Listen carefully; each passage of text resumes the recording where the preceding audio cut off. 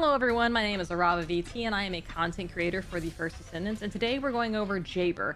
I will say, when I started this build, Jayber was like, he's weak, he doesn't do any damage. By the end of it, he is now my absolute favorite farming descendant. He packs a punch, he does all of my farming that I need to do out in the world. He's fantastic, he's just as good as Viesa at the EXP farm, so he's great, guys. You're gonna want to level Jayber. He's fantastic for when you want to go AFK and watch a movie and still farm your materials in the First Descendant. So let's get into the build.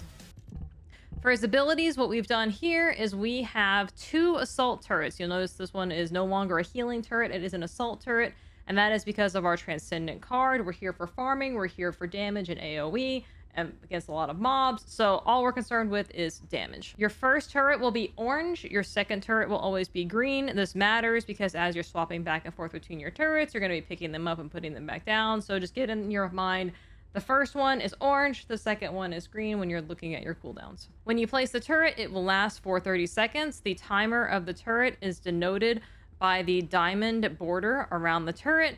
When this starts to go down, you can use your weapon to reignite the cooldown timer on the turret. If you don't want to, you can also pick up the turret and put it down again, and it will automatically refresh. In order to make the turret do an AoE attack, you will need to use the multi-purpose gun. This gun magazine is dependent upon your weapon's magazine size. So what you currently have equipped will have more bullets in the gun. So if you're going for maximum bullets for this, I would recommend going with the tamer with increased magazine capacity, and this will mean you'll have more bullets to fire.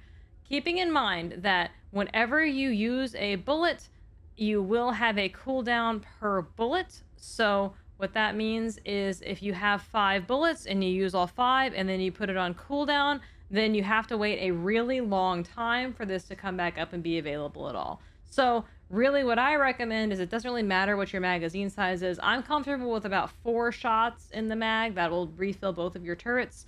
But ideally you'll want to use 1 shot, put the gun away, let it refill, use another shot, put the gun away, let it refill. And what that will do is that will allow you to always have your bullets available in case of an emergency. So after you've used your bullets to activate the turret, you will notice that the center bar is now filled in with color. This is the timer for your AoE ability. So once this hits the bottom, then your AoE will no longer be active. Once again, you can shoot it with the gun in order to refill the AoE ability. If the duration of your turret is down and your AoE is down, it will require you 2 bullets to fully reset both. The first bullet will reset your AoE ability, and the second bullet will reset your turret's entire cooldown time. So keep that in mind when you're doing your bullet management of your third ability.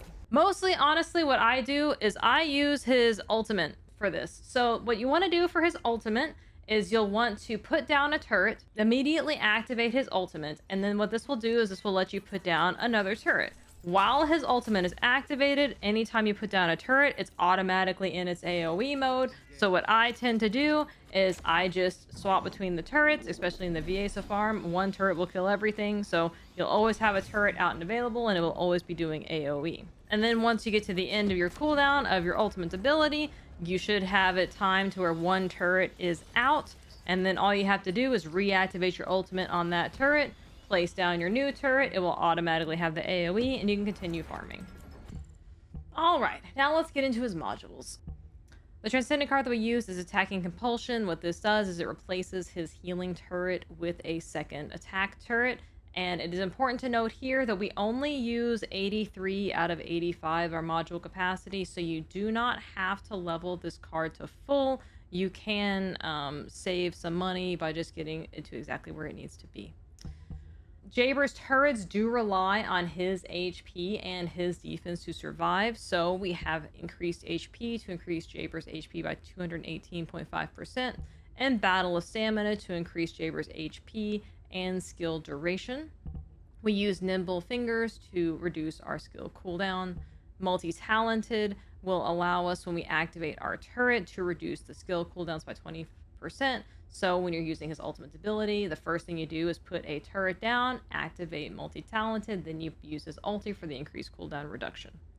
Maximize Duration increases his skill duration by 40%.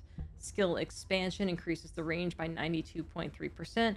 We do not need the maximum range here. It's a very minimal difference between the maximum range card and this card, so we chose to save ourselves the ability power here.